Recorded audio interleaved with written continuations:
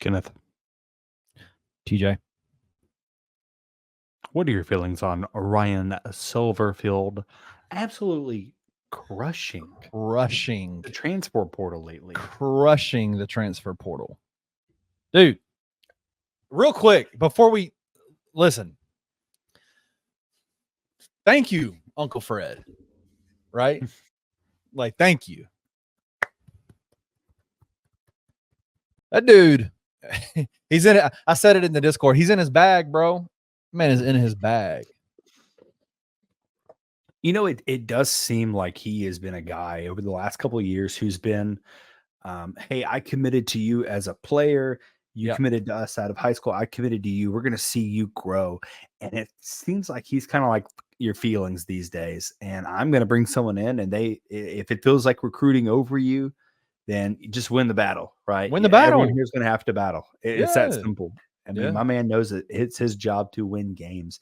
And if you're not the best version of you and that guy's better than you, then he's going to start. It just kind of is what it is, right? Yeah, man. It definitely feels like we're seeing kind of a excuse my French here, but we're kind of seeing the big dick energy of Ryan Silverfield right now, like of him just being like, "Yo, dude, like this is my team.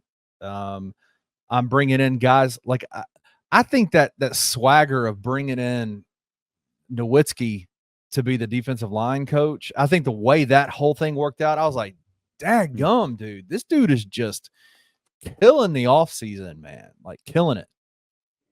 Yeah, I mean, like, I think he knows. And let's be honest, right? I know Ryan Silverfield has said 1,000 times, like, Memphis is the place for me. This is my Yeah, job. I want to be here. Like, yeah. but let's be real. Like, this guy is pretty much interviewing for his next job, no matter what he says. And See, I you think you keep have to saying realize that. You keep saying no, that, and stop I it. think that's BS. No, it's not. No, it's What not. he just got Because he could easily parlay this into a bigger job without a doubt in my mind. 100%. not if it's true based on what that recruit said, the lineman recruit said they're getting into the AAC. So why would or not AAC, the ACC. So what ACC, I know what you meant. yes. So this is the job, right? Like I just don't see, and maybe I'm naive, maybe I'm being naive about this, but you've said this. He's clearly interviewing for his for his next job, and I don't see that. That's not my I don't buy into that. Yeah, that to me feels like wet blanket TJ coming back out a little bit. Nah, dude, hear me out. Okay. So I'm not saying he does not care about the Memphis job by any means, but I think if he is awesome at this job, that not only checks your boxes now, like, hey, look, I am awesome. I am awesome. Keep paying me a lot of money. But that also helps you build a resume for your next job. Like, we've already seen him talk to Indiana. He flirted with that Indiana job, whether it was Leverage. realistic. Yeah, if it was just leverage, if it was however you want to word it, right? Like, maybe it wasn't real on Indiana's behalf. Maybe it was some workings of some certain people and agents, things like that. Whatever you want to think about it, right? He still got the interview, and they didn't give a lot of other guys Has interviews. it ever been confirmed that he actually got the interview? I think it was confirmed. I'm pretty I don't sure think it was people at confirmed. the I'm pretty sure Indiana media had confirmed that.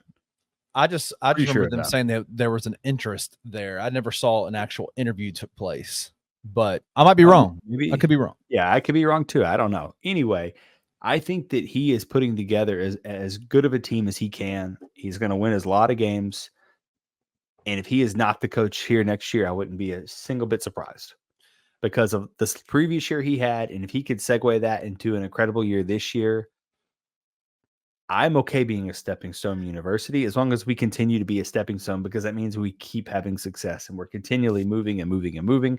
And I don't know that just getting into the ACC is something that would keep Ryan here, right? Because Memphis is still going to have a threshold at which they can pay their coaches. And that's not going to match an NC State, what they already have, because they already have more money. They can already do things like that.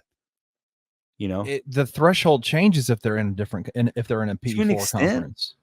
To an extent, you don't have the same amount of money that Memphis's athletic department does not have the same as NC State. With the athletic budgets are just Not completely right different. now. Not right No, now. it's not going to change.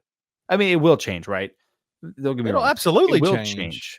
It will change, but not. You're not moved up to par. You're not matching NC State.